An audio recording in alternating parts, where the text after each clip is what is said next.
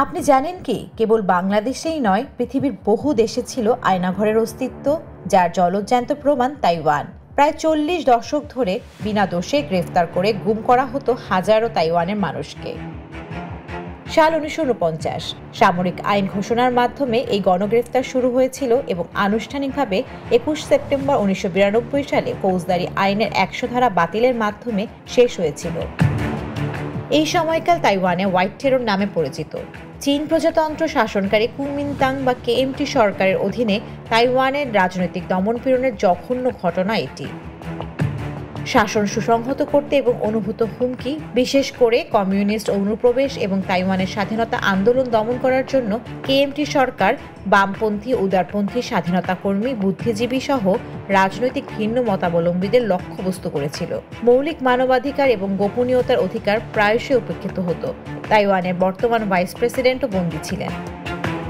তাইওয়ানের তাইপে শহরের নিকটে অবস্থিত ন্যাশনাল হিউম্যান রাইটস মিউজিয়ামটি ঘুরে দেখা যায় মানুষকে ছোট ছোট রুমে বন্দি রেখে অকথ্য নির্যাতন করা হতো। সে সময়কার ভুক্তভোগী একজন বন্দী ফ্রেড চিন হিমসানের সাথে আলোচনা করে জানা যায় 1971 সালে জোরপূর্বক বিনা কারণে তাকে বন্দী করা হয়। অকথ্য নির্যাতনের বর্ণনা দিতে গিয়ে সান বলেন, মার খেয়ে বমি করে দিলে সেই বমি জোরপূর্বক তাকে খাওয়ানো হতো।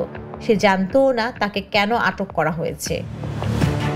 দীর্ঘ 12 বছর বন্দি অবস্থায় থাকার সময় বারবার মরে যেতে চেয়েছিলেন সানের মতো সে সময় হাজার হাজার মানুষকে কঠোর পরিস্থিতিতে কারাদণ্ড দেওয়া হয়েছিল। সে সময়কার প্রায় 1,40,000 তাইওয়ানিজকে কারাগারে বন্দী করে রাখা হয়েছিল বলে মনে করা হয়। এমনকি 3,000 থেকে 4,000 জনকে সরাসরি মৃত্যুদণ্ড দেওয়া হয়েছিল।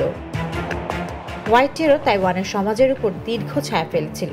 অনেক পরিবার ভেঙে পড়েছিল এবং এই সময়ের ফলে বুদ্ধিজীবী এবং সামাজিক অভিজাতদের উল্লেখযোগ্য ক্ষতি হয়েছিল।